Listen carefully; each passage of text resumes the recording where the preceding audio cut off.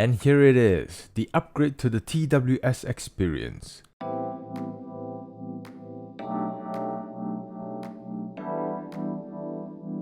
Hello and thank you for clicking on this video. We'll be talking about the competitor to another TWS system that I talked about recently. And this is the iFi Audio Go Pod, which is a true wireless Bluetooth adapter.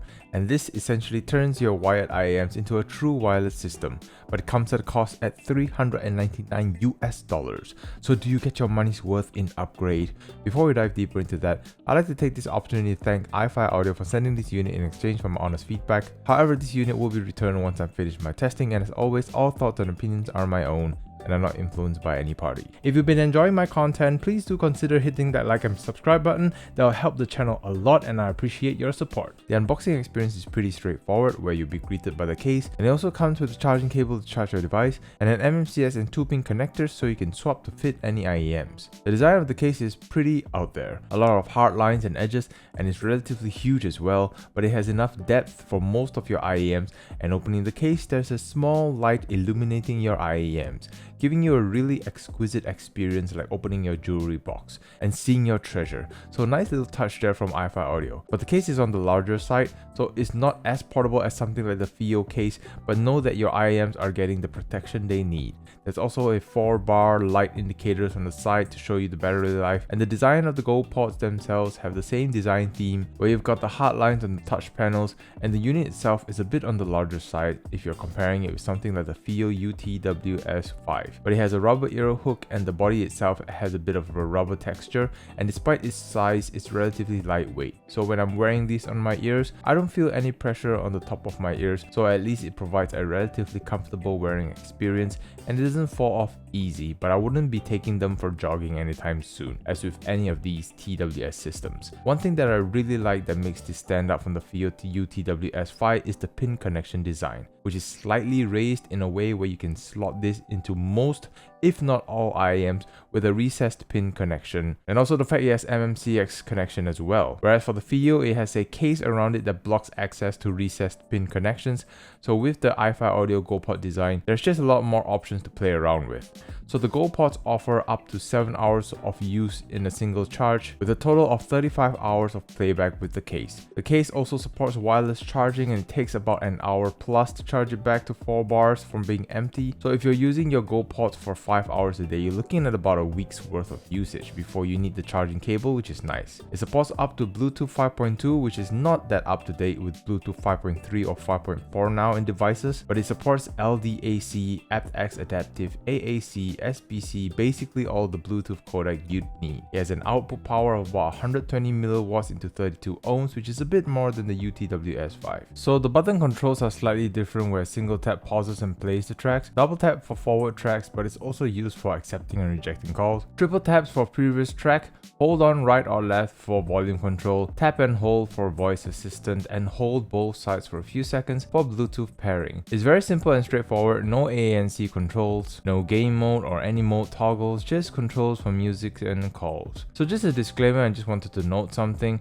This is actually the second unit that iFi Audio sent to me, as the first unit had a lot of dropouts happening on the left side, which really dampened the experience. Sometimes I'll be playing a video, and then if I'm switching to a different video, the left side just drops off, and it's like it tried to connect back but just lost it. And tapping it doesn't bring it back, so I have to put it back into the case and then take it out again for the connection to come back. However, with the new unit, the dropout seems to have been resolved, but if you own a Go Pod, please share with me your experience if you're having the same issues in the comment section down below. Another small setback is the microphone quality, and it's not limited to the iFi Go Pods. Even the FIO TWS system doesn't have great microphone quality. This is the microphone quality of the iFi Audio Go Pod, and this is what the other person from the other side is hearing.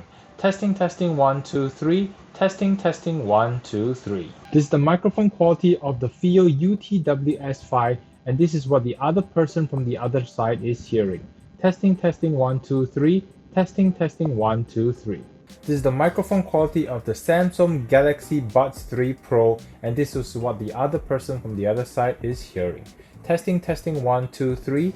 Testing 1 2 3. So I hope there is room to improve the microphone quality because I keep getting the what did you say from the other party so often that I always switch to phone mode or simply use other TWS system if I know I'm scheduled to either make or receive a call. In terms of sound, it had enough power to drive most of my IAMs, and the SA6 Ultra that I paired with the iFi Audio Go pods was just singing in harmony. As with most iFi audio sources, they typically bring a touch of warmth to your presentation, but I'm a little bit disappointed it doesn't carry the X-Bass or X-Bass features from the other devices and integrate it somehow into the Go pods since there is no app support. Yes, you heard me right. So comparing this against another device that I have featured before, the FiiO TWS-FI. And one thing that I noted for the FiiO unit is that due to the connection design, any IAMs with a recessed pin connection will pretty much not work with the FiiO TWS-FI, but it will work with the iFi Audio Go pods due to how the pin connection is raised ever so slightly. Having said that, the raised pin connection also makes it less sturdy compared to the FiiO design.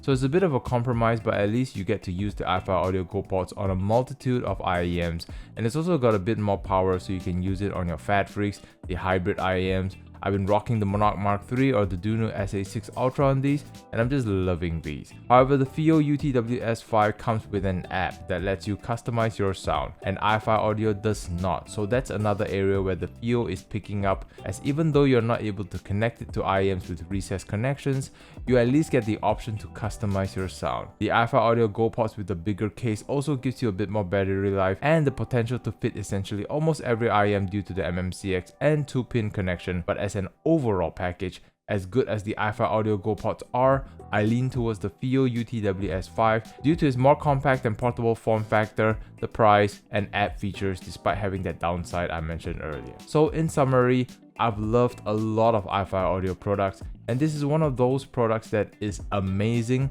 if and when it works, as the first unit issues were truly frustrating and disappointing considering how much this thing is priced. So I hope this is just an issue with that one particular unit, or iFi Audio needs to ensure proper QA is implemented for their subsequent revisions or upgrade the next iterations of this Go pods to improve connection stability, and most importantly, iFi Audio needs to start integrating apps because a TWS system without one is just limiting its potential. However, this is purely based on my own experience only, and I'm curious to know yours. Do you own the iFi Audio Go pod, and what are your experiences like? And what is your current favorite wireless adapter? Comment below and let me know. And with that all said, thank you once again to iFi Audio for this opportunity, and to all of you for watching. See you all in the next video.